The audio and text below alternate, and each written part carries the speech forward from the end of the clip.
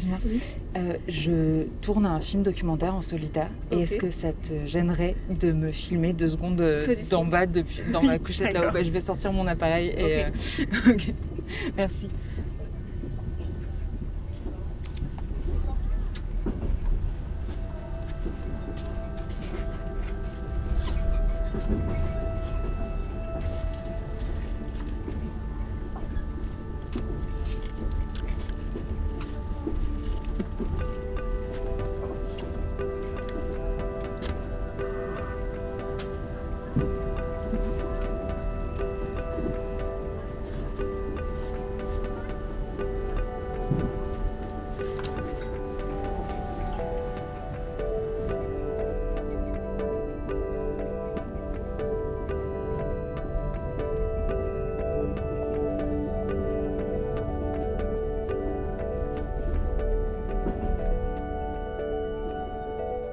Quand je suis arrivée en école d'art, le premier jour de ma première année, dans son discours, le directeur pédagogique nous a dit « Voilà, vous venez de rentrer en école d'art.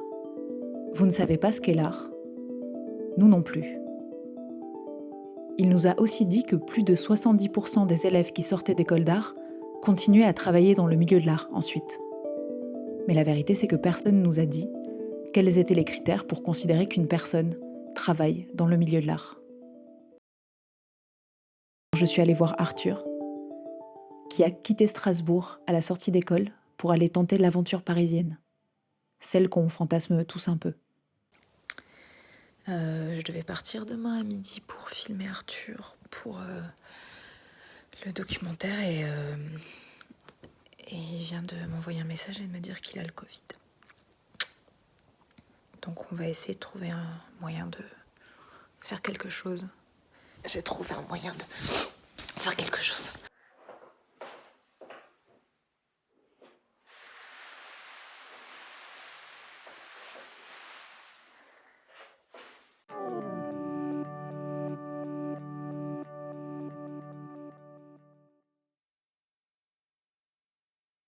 Je viens de finir mon 3e CDDU en tant qu'agent d'accueil et de médiation dans une fondation d'art contemporain. Donc sur le papier, je suis chômeur, mais désormais mon offre raisonnable d'emploi auprès de Pôle emploi, pour mon indemnité qui va courir jusqu'à la fin de cet été, c'est artiste plasticien. Je continue à faire du travail non rémunéré ou rémunéré un peu sous le manteau, on va dire, en tant que performeur.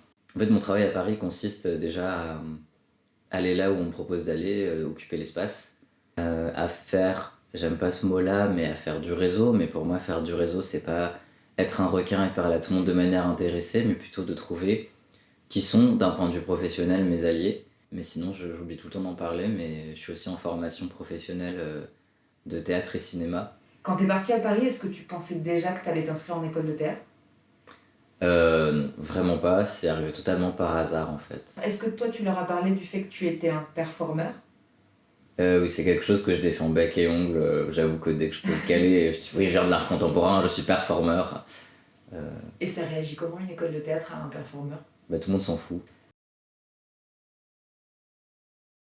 Je me suis demandé si la question de où on trouve l'argent, elle n'était pas si présente que ça en école d'art, parce que de manière générale, le public d'école d'art est un public qui a de l'argent. Et donc, est-ce que c'est pas un si grand problème que ça? Moi, je vois les camarades que j'ai pu avoir et qui viennent de situations plus aisées. Ils ont un peu le luxe de pouvoir se permettre quelques années à apprendre sur le tas comment on fait l'argent. Parce qu'ils ont quelques années de soutien, voire plus des fois selon leur situation. Tandis que quand tu sors et que tu t'embrayes sur un RSA et tentative de vendre des projets, t'as pas... Il y a une espèce de sentiment de... c'est rapidement, il faut que je trouve de l'argent en fait. Et est-ce que ça dépend pas aussi des écoles? Enfin, du public des écoles? Je sais pas à quel point le public varie d'une école à l'autre. D'accord. Genre là, tu me demanderais quelle est l'école d'art en France la plus gaucho. Je sais pas du tout.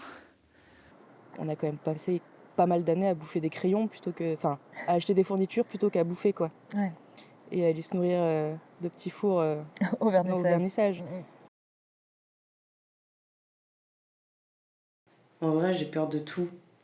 Et déjà, juste demander mon statut, me dire que c'était peut-être légitime que je demande mon statut, juste ça m'a pris 6 mois parce que ça me foutait la trouille.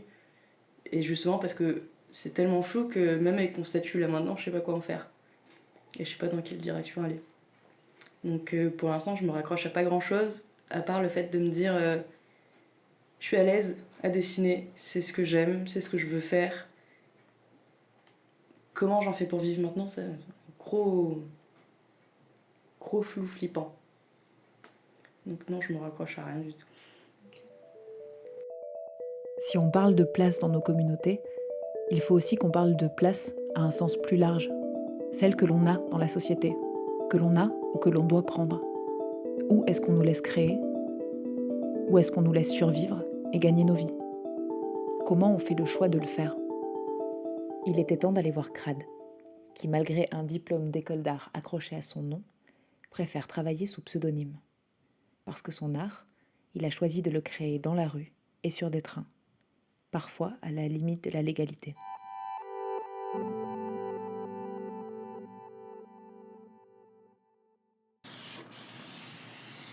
Tu veux parler pendant que tu peins ou tu veux qu'on parle, que je me serve de ces images pour illustrer? Non, tu peux, hein. Ok, du coup, comment tu gagnes ta vie? Tu peux garder le rire. Ouais. Je peux en rajouter.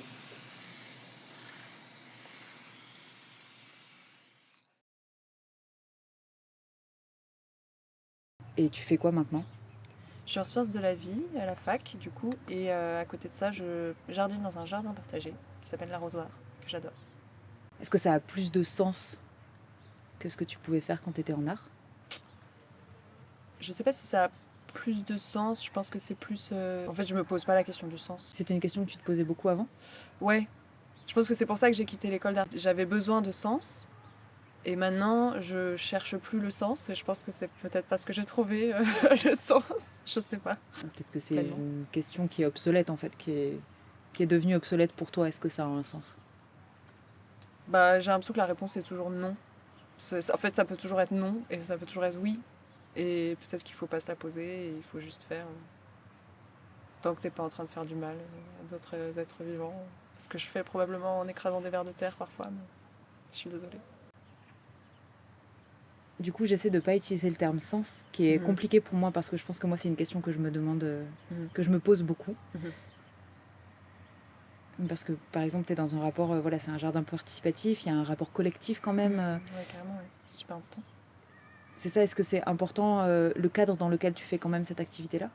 Ouais, je pense que c'est pas la même chose de faire ça seul et de faire ça avec des gens. Je pense qu'il y a vraiment un sentiment d'appartenir et de prendre soin d'un espace à plusieurs.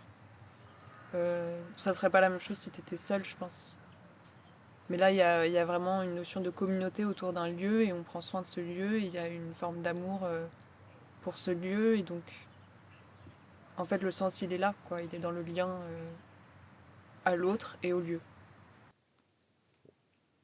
Et est-ce que tu crées encore de l'art aujourd'hui? Ça m'arrive.